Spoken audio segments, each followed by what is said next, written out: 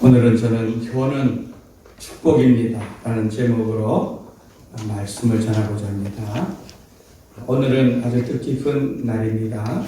오늘은 어버이주일입니다. 그리고 우리 교회가 이 삼척 땅에 세워진 지 41년이 되는 그런 복된 기념주일입니다. 저희 교회가 41년 전에 어버이날 첫 예배를 드린 것이 역사적인 기록에 나와 있습니다.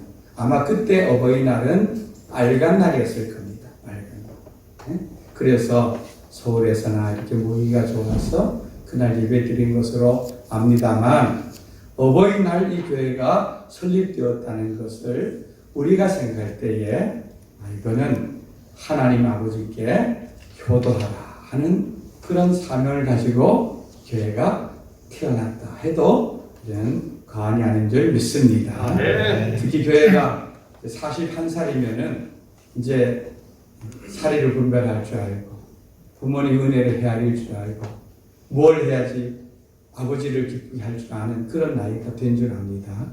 그래서 저희가 40살이 될 때 준비해서 우리가 하나님 아버지 가장 큰 소원이 뭡니까? 예수님이 마지막 유언이 뭡니까? 너희는 모든 족속으로 제자 삼아 아버지와 아들과 성령의 이름으로 세례주고 내가 너희의 분부한 모든 것을 가르쳐 지키게 하라. 이게 주님이 제자들에게 남긴 마지막 유언입니다. 성령이 임하면 사마리아, 예루살렘 온 유대 사마리아 땅 끝까지 이르러 내 뭐 되라? 증인되라. 복음이 증인되는 것이 그 제자들이 아니면 교회가 갖는 사명인 줄 믿고, 우리가 그런 하나님의 은혜로 아버지 사랑으로 세워졌기 때문에 복음을 위해서 힘쓰는 그런 교회가 되어야 될 줄 믿습니다. 그래서 내년에 42주년 되는 내년에 우리가 선교사님을 파송하는 이런 뜻깊은 일도 준비하고 있습니다. 효도하는 우리 성도님들, 효도하는 교회가 되기를 원합니다. 우리 나라에서 정한 어버이날은 어제 그저께였는데요. 우리 아내가 어떤 마을에 이런 현수막이 걸려있다는 얘기를 해줘서 둘이 웃었는데 어떤 현수막이 걸렸는지 한번 볼까요? 네. 야 이놈들아 어버이날인데 뭐 없냐? 야 이놈들아 어버이날인데 뭐 없냐? 그리고 또 이런 현수막도 걸려있다 합니다. 겉으로 퉁칠 생각하지 말라. 겉으로 퉁칠 생각하지 말라. 네. 아마 어버이날은 부모님들이 자녀들에 대해서 더 많이 기대하고 기다리는 그런 날이죠. 여러분들 어떻게 보내셨는지요?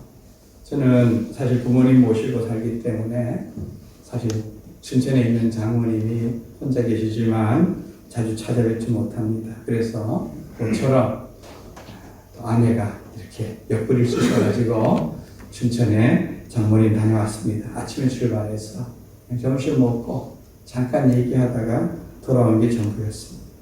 뭐 가봐야 할 수 있는 게 점심 사드리는 거, 용돈 조금 드리는 거, 그게 다 아닙니까? 그리고 올 때는 바리바리 이제 다 싸갖고 이렇게 오버렸죠.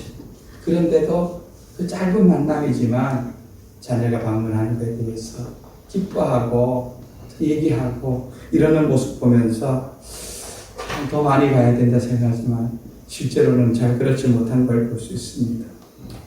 어떻게 사는 것이 정말 진정한 효도일까요? 어떤 어머니가 이제 나이가 많이 들어서 눈도 잘 안 보이고 이런 할머니에게 세 아들을 두었습니다. 세 아들이 제법 장성하고 잘 되었습니다. 그래서 세 아들이 자기들이 모여서 우리가 홀로 된 어머니를 좀 기쁘게 해드리자. 그래서 누가 가장 어머니를 기쁘게 해드리는지, 누가 가장 어머니가 효자로 인정하는지 우리 한번 실컷 해보자. 이렇게 의논을 했습니다. 얼마나 멋진 모습입니까? 그죠? 그래서 큰아들은 아마 사업을 해서 돈을 많이 벌었는가 봅니다. 방이 5개나 되는 큰 집을 사서 어머니 노후에 편안하게 사시라고 드렸습니다. 둘째 아들은 어머니 이제 눈 어두워서 잘 못 다니고 이러시니까 좋은 승용차를 사서 운전수를 달려서 어머니에게 보내드렸습니다. 막내 아들은 어머니가 성경 읽으시고 들으시는 것을 좋아한다 그래서 앵무새를 한 마리 샀습니다. 그리고 열심히 그의 앵무새에게 하나님 말씀을 의롭게 했습니다. 시편 1편 읽으면 시편 1편 읽어봐. 요즘 찐이 텔레비전 우리 찐이야 이러면은 시편 1편 읽어봐 이러면은 복 있는 사람은 악인의 길을 쫓지 아니하며 죄인의 길에 서지 아니하며 오만한 자리에 자리 앉지 아니하고 앵무새가 줄줄줄줄 잘해옵니다. 시편 23편 읽어봐 이러면 복 있는 사람은 아니죠. 이렇게 하면 안 되죠. 대단하죠. 여호와는 나의 목자시니 내가 부족함이 없으리로다. 이렇게 잘 읽도록 훈련을 시켜서 어머니 심심하지 않게 보내드렸습니다. 그리고 마침내 어머니에게서 답장이 왔습니다. 어머니가 큰아들에게 이렇게 말했습니다. 큰아들아, 너가 큰 집을 사줘서 참 좋다만 나는 이제 혼자고 그렇게 넓은 집이 필요 없어. 그렇게 필요 없어. 식구도 없는 데게 그런 큰 집은 오히려 부담이 돼. 둘째 얘기를 난 운전도 못하는데 차도 필요 없고 운전수가 있으면 먹이고 같이 살아야 되는데 그것도 너무 부담스럽다. 그리고 막내가 준 선물이 가장 마음에 들었다고 하면서 막내에 이렇게 편지 보냈다고 합니다. 막내야, 내가 보낸 닭은 정말 맛있었단다. 내가 보낸 닭은 정말 맛있었단다. 참 나이가 들면요 효도도요 다 때가 있는 것 같습니다. 그렇죠? 때가 있는 것 같아요. 때를 놓치면은 효도할 기회는 없어지죠. 사라지죠. 그래서 우리 저희들 학교 다닐 때 우리나라 송강정철이란 분이 지은 어버이 살아실제 섬기기란 다하여라 지나간 후면 빼달다 의하리 평생에 고쳐 못할 일은 이뿐인가 하노라 하는 그런 우리가 시를 배운 적이 있는 걸 알 수 있습니다. 그러니까 효도할 수 있는 기회, 섬길 수 있는 기회, 그것은 살아계실 때, 옆에 계실 때, 할 수 있을 때, 그때 효도해야 되는 줄 믿습니다. 그런 효도를 다하는 우리 성도님들 되기를 주님의 이름으로 축원드립니다. 오늘 우리가 읽은 마태복음 1장 말씀은 신약성경을 열면 제일 먼저 마주하는 부분입니다. 그런데 여러분 마태복음 딱 처음에 열면은 어떤 얘기가 제일 먼저 나옵니까? 예수님이 족보 이야기가 나옵니다. 누가 누굴 낳고 여러분 이 이야기를 읽으면 우리에게는 별로 흥미로운 이야기가 아닙니다.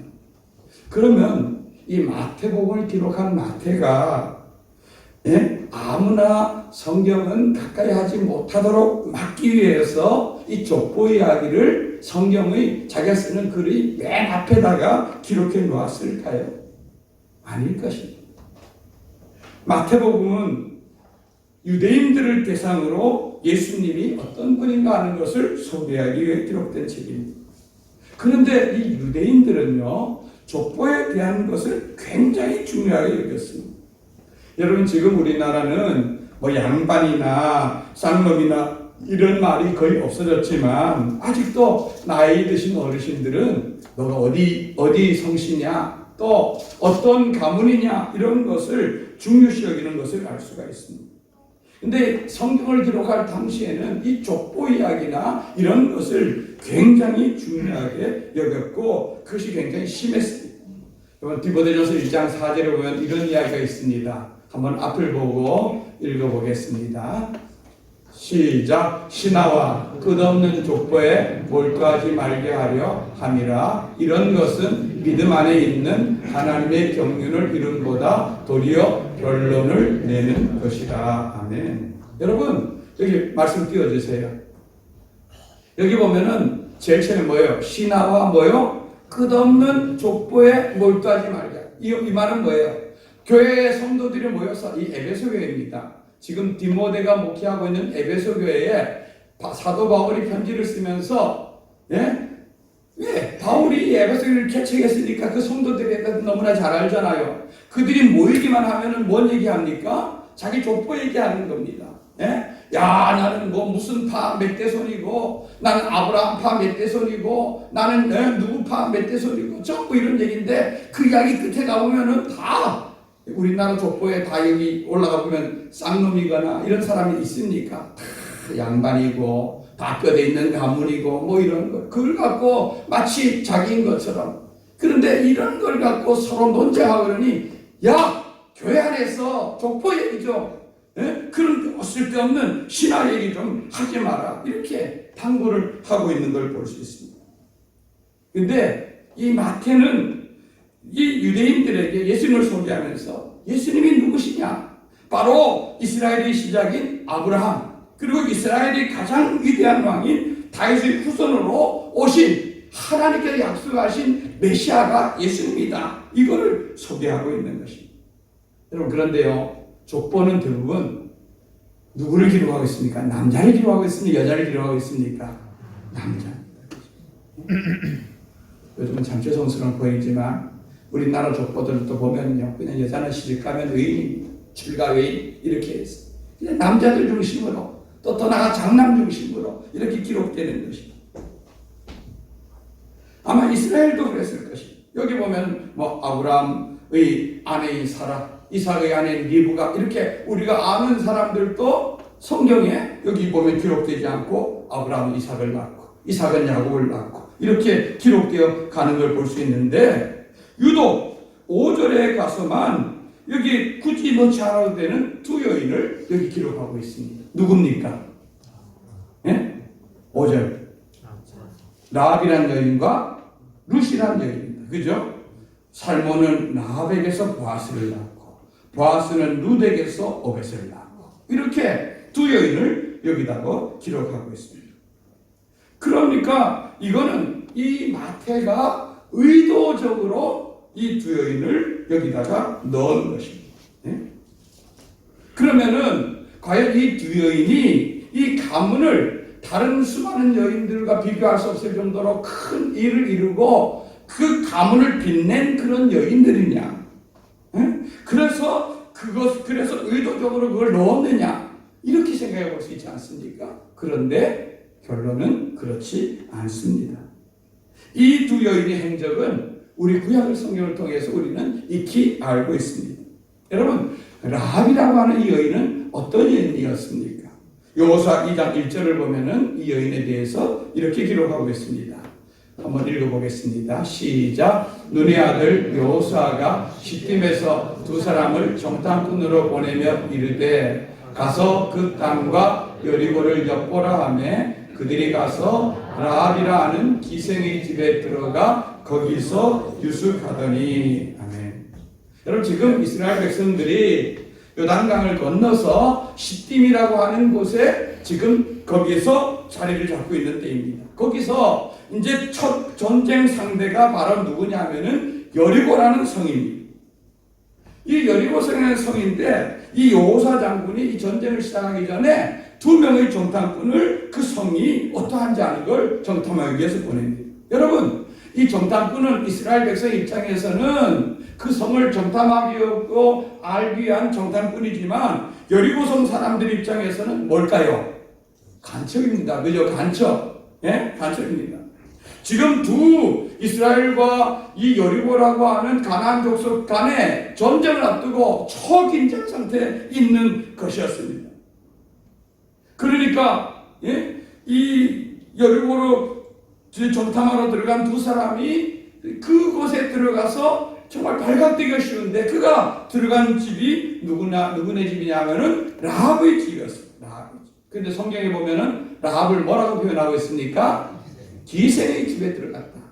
여러분, 이 기생이란 말은요, 이 성경이 어린이들 거 이렇기 때문에 좀 굉장히 지금 뭐라 그럴까요? 부드럽게 번역한 것이 기생. 공동 번역에 보면은 뭐라고 번역을 했느냐 하면은 창녀라고 번역해요. 창녀.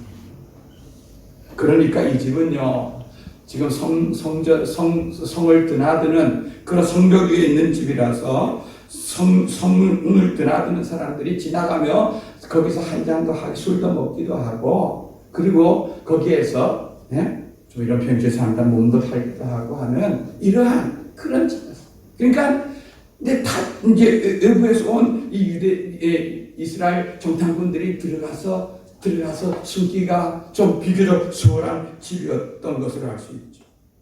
여러분, 라합이라는 여인은요, 신분적으로는 그 사회에서도 아주 가장 밑바닥 인생이었어요. 그리고 하나님께서 이스라엘 백성들에게 가나안 땅에 들어가면은 가나안 족속은 진멸하라. 남자나 여자나 어린아이나 노인이나 할 것 없이 다 죽이라. 이렇게 명령한 그런 가나안 족속 중에 한 사람이었습니다. 이스라엘 백성도 아니고 천한 일을 하는 여자가 어떻게 여리고가 무너지고 모든 사람이 죽는데 그에서 살아남고 그리고 예수님이 족보에도 오를 수가 있었을까요? 그것은요, 라합의 입에는요 분명한 하나님에 대한 신앙 고백이 있었던 것을 볼 수 있습니다. 여호수아 2장 12절 말씀 우리 앞을 보고 한번 읽어보겠습니다. 시작. 그러므로 이제 청하노니 내가 너희를 선대하였은즉 너희도 내 아버지 집을 선대하도록 여호와로 내게 맹세하고 내게 징표를 내라. 라합이 자기 집에 들어온 이 두 사람을 딱 봐도 이 사람이 자기 여리고 성 사람이 아니라는 걸 알았습니다. 가나안족 사람이 아닌 걸 알았습니다. 이제 라합이 이제 선택의 갈릴 길에 있는 것입니다. 이 두 사람을 왕에게 넘겨주어서 여리고 왕에게 넘겨주어서 포상을 받느냐, 아니면 두 사람을 보호해주고 이스라엘의 도움을 받느냐 하는 이 갈린 길에 있었다는 것입니다. 그런데 거기에는 자기 생사의 모든 것이 다 걸려있는 이런 문제였어요. 근데 라합은요, 이때 자기가 지금 살고 있는 그 여리고의 왕을 의지하지 아니하고 지금까지 소문에 들려온 그 하나님, 그 백성의 편에 서는 그 길을 택하는 것입니다. 그래서 그런 생명을 걸고 이 정탐꾼들을 숨겨줍니다. 보호해주는 것입니다. 그리고 내가 너희를 선대하였은즉 너도 너희들이 이 성을 점령할 때 나와 우리 가족의 생명을 살려줘야 되지 않느냐. 그래서 받은 표가 뭡니까? 집에다가 붉은 줄을 띄우라는 것이었습니다. 그리고 그 집에 가족과 그 사람들이 다 모여 숨어 있으라는 그런 것이었습니다. 라합은 성이 멸망하고 성의 모든 사람이 다 죽는 가운데서 자기가 구원받고 또 자기 믿음으로 자기 온 가족을 함께 구원한 그런 사람인 것입니다. 여러분, 그러니까 이 라합은 비록 신분과 그 처지는 천한 사람이었지만 그 믿음은 그 당시 어느 사람과도 비교할 수 없는 대단한 믿음을 소유하고 있던 사람인 걸 볼 수가 있습니다. 그 믿음으로 자기를 구원하고 가족들을 함께 구원하고 그리고 그가 이스라엘의 일원이 된 것을, 하나님의 백성이 된 것을 알 수가 있는 것입니다. 여러분, 효도 중에 가장 큰 효도는요, 그것은 온 가족을 구원의 길로 인도하는 것인 줄 믿습니다. 네. 우리 성도들 가운데서도 먼저 본인이 예수님 믿고 많은 환난과 어려움 속에서도 가족들을 구원해서 주님께로 인도하신 분들도 제법 있는 줄 압니다. 또 아직 그런 영적인 전쟁을 치러가는 가정들도 있는 줄 압니다. 여러분, 가정구원이라는 게 나와 같이 밥을 먹고 같은 식구를 구원한다는 게 그렇게 쉬운 일이나 만만한 일은 아닌 것입니다. 그러나 결코 포기할 수가 없는 일인 것입니다. 그렇기 때문에 여러분, 끝까지 믿음으로 인내하시길 바랍니다. 그리고 라합같이 승리하시는 복된 가정이 되길 바랍니다. 그래서 라합의 가정 같은 그런 축복이 있기를 주님의 이름으로 축원드립니다. 이스라엘이 전해 내려오는 이야기에 의하면 여기 두 정탐꾼이 갔죠. 그 중에 한 명이 라합의 남편 된 이 살몬이었다고 그렇게 얘기하는 것도 있습니다. 그래서 이 라합과 살몬이 결혼을 해서 낳은 아들이 누구냐 하면은 우리가 잘 아는 저 베들레헴의 유지 보아스가 그런 가문에서 났습니다. 그런데 이 보아스가 살던 베들레헴에 어느 날 한 이방 여자가 흘러 들어옵니다. 그것도 늙은 시어머니를 모시고 들어옵니다. 그 여자가 누굽니까? 룻입니다. 룻하고 헷갈리면 안 됩니다. 그죠? 롯은 소돔에 살다가 제가 얼마 전에 말씀드렸죠. 그죠? 소돔에 살다가 그만 그만 아브라함 따라 로또 갔다가 로또 같이 그만 대박을 맞을 줄 알았는데 그만 쪽박이 되고만 그 사람은 롯이고, 오늘 성경에 나오는 룻은 여자이고 또 하나님을 잘 섬겨 복받은 그런 사람인 것입니다. 룻은 우리가 아는 대로 모압 여자입니다. 여러분, 이 베들레헴과 이 모압이라고 하는 이스라엘과 이 모압은 그렇게 먼 거리가 아닙니다. 하루 이틀이면 갈 수 있는 그러한 곳입니다. 그런데 이 모압 여자인 룻이 어떻게 이스라엘로 들어왔냐면은, 이 모압과 이스라엘은 역사를 보면은요, 상극입니다. 마치 우리나라와 일본 같이 가깝고도 먼 이웃, 이런 나라입니다. 그리고 성경에 뭐라고 기록되어 있냐면은, 하나님도 이 모압 사람을 안 좋아하셨습니다. 신명기 23장 3절을 한번 같이 읽어보겠습니다. 시작. 암몬 사람과 모압 사람은 그들에게 판단을 쉽게 분하리라. 영원히 여호와의 집에 들어오지 못하리라. 여러분, 하나님이 이스라엘 백성들에게 아예 하나님 말씀으로 뭐라고요? 모압 사람은 하나님 백성이 될 자격이 있다 없다? 없다. 10대가 흘러도 10대 흐른다면 400년 500년이 흘러가도 그 백성들은 들어올 자격이 없다고 아예 성경에 못 박아놓은 여인인 것입니다. 그러니까 모압 사람은 하나님 백성이 될 기회를 완전히 박탈당한 것입니다.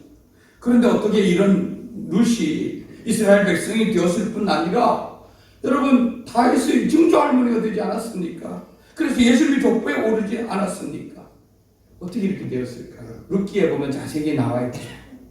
여러분, 이거는 어느 날 이 모압, 룻이 살던 모압 땅에 이스라엘에서 한 가족이 이민을 옵니다. 그 가족이 왔는데 아들 둘이 있습니다. 그러니까 이방 땅에 살면서 그들이 이민 생활하니까 이방 여인하고 눈이 맞아서 결혼을 했죠. 그 둘째 며느리가 바로 룻인 것입니다. 근데 이게 무슨 운명의 장난인 것처럼 그 집에 이제 시아버지, 시어머니, 큰아들, 큰며느리, 작은아들, 작은며느리 이렇게 6식구, 남자 셋, 여자 식구가 살았는데 어느 날 하루아침에 남자 3명이 다 죽고 말았습니다. 과부새만 남았습니다. 여러분, 성경학자들 이때 요즘 코로나 같은 이런 전염병이 아마 돌지 않았나 이렇게 추측합니다. 그러니까 여러분, 이 당시 여자 3만 남았을 때 얼마나 어려웠을까요? 빈털터리가 됐고 해서 시어머니 이 나오미가, 이제 나는 이제 다 늙은 인생 이방 땅에서 이렇게 살 수 없다. 내가 고향에 돌아가서 뭘 주워 먹든지 얻어 먹든지 거기 살다가 나는 죽겠다. 고향으로 돌아가겠다. 그리고 두 며느리들에게 이렇게 말합니다. 너희들 아직 젊으니까 각각 집으로 돌아가. 친정으로 돌아가. 그리고 좋은 남편 만나서 그냥 편안하게 살아. 이렇게 말합니다. 여러분, 어쩌면 그 시어머니로서 자기 두 며느리를 그냥 그들의 인생 생에서 돌려보내는 것이죠. 근데 성경에 보면요, 첫째 며느리는 그 시어머니를 따르다가 울면서 결국은 돌아갑니다. 근데 둘째 며느리는 무슨 울면서 끝까지 시어머니를 쫓아서 이 이스라엘 나라로 들어옵니다. 여러분, 이 시어머니가 무슨 재산이 많아서 그거 보고 따라온 것도 아닙니다. 또 앞으로 어떤 좋은 일을 기대하거나 이럴 수 있는 가능성이 1%도 없는 그런 어머니인 것입니다. 단 하나, 한 이유 뭡니까? 홀로 되고 병들고 나이든 이 시어머니를 혼자 보낼 수 없다는 그 효심이 결국은 끝까지 그를 쫓게 만든 것입니다. 제가 요즘 그 우리 부모님이 저희 집에 오신 지가 한 2년 되었습니다. 그런데 부모님을 모시고 나면서 이 룻에 대한 시각이 좀 달라지는 것을, 새로워지는 것을 느낍니다. 여러분, 아들이야 부모에게 받은 사랑이 있지 않습니까? 지금까지 키워준 그런 은혜가 있지 않습니까? 그런데 그렇기 때문에 부모를 모시는 것이 어쩌면 당연한 일 같지만, 여러분, 며느리는 아들 좋아서 결혼했지 사실 십자가 들어가면요, 다 싫은 것이 대부분의 사람들의 모습 아닙니까? 시댁도 별로 싫고, 그리고 시어머니나 시아버지도 싫고, 그래서 시금치도 싫어한다 그러더라고요. 그런데 룻의 부도는 그 모든 것을 뛰어넘는 것입니다. 홀로 된 과부, 거기다가 이방 여인인 이 룻이 이스라엘 사람들에 들어와서, 그리고 오는 날부터 당장 먹을 것이 없어서 빈들에 나가서 추수하는 그 밭에 나가서 거기서 떨어지는 그 이삭을 줍는다는 것, 여러분 이게 얼마나 고통스럽고 힘든 일이겠습니까? 이삭을 줍는 육체적인 힘듦도 있겠지만 그보다 더 견디기 힘든 것은, 여러분 거기 일하는 그런 거친 농사일을 하는 곳에 사람들이 하면서, 거기는 거친 농담과 거친 남자들의 직접 때리들이나 이런 것들이 얼마나 많겠습니까? 그게 하나 정신적으로 그에게 너무너무 힘들고 고통스러울 것입니다. 과연 어떻게 그거를 헤쳐나가면서 그들이 늘 농담거리로 얘기하는 그 속에서 견뎌낼까 하는 그런 마음이 있을 텐데, 그런데요, 하나님은 이 교하는 마음으로 작전하고 자신을 던진 룻을 하나님은 그냥 홀로 버려두지 않았던 것입니다. 여러분, 그를 이 베들레헴이라는 동네에서 가장 잘 이해할 수 있는 사람이 누구겠습니까? 우리가 알 때. 그것은 정통 이스라엘이 그런 체제 속에서, 혈통 속에서 자라난 사람이 아니라 저 가나안 여인인 라합, 그리고 이스라엘 백성인 그 사람의 사이에서 태어난 보아스라고 하는 사람이 아니겠습니까? 그죠? 하나님께서, 성경은 우연이라고 말하고 있지만 그 보아스의 밭으로 인도하신 것은 어떻게 우연이라고 할 수 있겠습니까? 하나님의 세밀한 인도하심과 하나님의 세밀한 보호하심이 하나님 앞에서 그 시어머니에 대한 효도의 마음을 가지고 온 롯에게 향한 하나님의 축복과 은혜인 줄 믿습니다. 여러분, 그래서 거기에 가자마자 일부러 보아스가 그 일하는 청년들에게, 너희들은 추수를 할 때에 일부러 베는 것 중에서 밭에다가 많이 좀 빠뜨려놔라. 그래서 줍는 것이 많도록 하라. 그리고 반찬도 밥도 제대로 못 사온 그에게 참도 나눠주고 물도 나눠주고 마음껏 여기 가서 먹어라. 곡식도 주고, 그리고 가장 중요한 것, 젊은 사람들에게 절대로 집적되지 말거나 소극적인 농담하지 말으라고 아주 단호한 명령을 내리는 걸 볼 수 있습니다. 여러분, 그뿐입니까? 결국 하나님은요, 롯을 가장 잘 이해할 수 있는 보아스를 이 롯과 결혼을 시킴을 통하여서 그 무너져가는 가정에 새로운 아들을 허락하시고, 그들을 통하여서 다시 이스라엘을, 그 가정을, 무너져가는 가정을 세워가는 것을 볼 수가 있습니다. 이방 여인이, 감히 이스라엘 백성이 될 수 없는 여인이 하나님 말씀, 자녀들아 내 부모를 공경하라, 그리하면 잘 되고 장수하리라 하는 이 말씀에 순종하자, 그 약속을 롯에게 퍼부어 주신 것을 알 수 있습니다. 여러분, 우리나라 옛날 속담에 한 부모 10자식 거느려도 10자식은 한 부모 못 모신다는 그런 말이 있습니다. 여러분, 사랑은 언제나 우리를 보면은, 여러분, 사랑이 내려가기가 쉬워요? 올라가기가 쉬워요? 잘 몰라요? 사랑이 내려가기 쉬워요? 올라가기 쉬워요? 내려가는 것은 아주 본능적입니다. 그죠? 나는 못 먹고 못 입어도 자식에게 좋은 거 먹이고 좋은 것 주고 싶은 것이 부모의 마음입니다. 그거는 혈연적이고 본능적인데, 이 거꾸로 올라가는 것은요, 이건 쉬운 일이 아닙니다. 오죽했으면은 하나님께서, 이 효도가 얼마나 어려우면 하나님이, 여러분 10가지 계명 중에 약속이 있는 계명은 뭐밖에 없습니까? 효도하라는 계명밖에 없습니다. 효자를 한문으로 가만히 보면요, 이게 늙을 노자 플러스 아들 자자입니다. 아들이 늙은 부모를 이렇게 업고 있는 게 효자입니다. 부모를 업는다는 게 여러분 쉬운 일입니까? 힘든 일이죠. 몸에 버거운 일. 복음이죠. 제가 이렇게 노회나 이런 데 모임에 가면은요, 목사님들이 저를 보고 저희 집에 부모님 와 있는 걸 아시니까 안부를 묻습니다. 목사님 어떠시는지, 사모님 어떠시는지 이렇게 묻습니다. 그런데요, 그 목사님들 보면은 태도가 두 가지 태도로 나뉘어져. 부모님을 오랫동안 모셔본 경험이 있는 분들과 그냥 일상적인 인사로 하는 분들과 이게 전혀 다르게 감정적으로 느껴져요. 그러니까 오랫동안 모셔본 분들은 공감한다는 거죠. 야, 내가 그렇게 모셔봤더니까. 우리 노예 안에 어떤 목사님은 17년, 18년 이렇게 번을 모셨다 그래서 내가 아이고 목사님 무조건 존경합니다. 네, 무조건 존경합니다. 그런 얘기를 했어요. 그게 결코 참 쉬운 일이 아니에요. 특히 이 시부모를 모신다는 게 결코 쉬운 일이 아니죠. 그런데 하나님은 그렇기 때문에 거기다가 부모를 잘 섬기면은 너가 잘 되고 장수할 것이라는 이런 복을 하나님이 거기다 약속을 상을 거는 걸 알 수 있습니다. 세상은 점점 각박해집니다. 교가 무너져갑니다. 그러나 우리는요, 이런 세상의 흐름을 따라 살아가는 사람들이 아니라 하나님 말씀 붙잡고 살아가야 되는 줄 믿습니다. 삼척동부교회 모든 성도들이 우리 부모님께 효도하는 자들이 되길 바랍니다.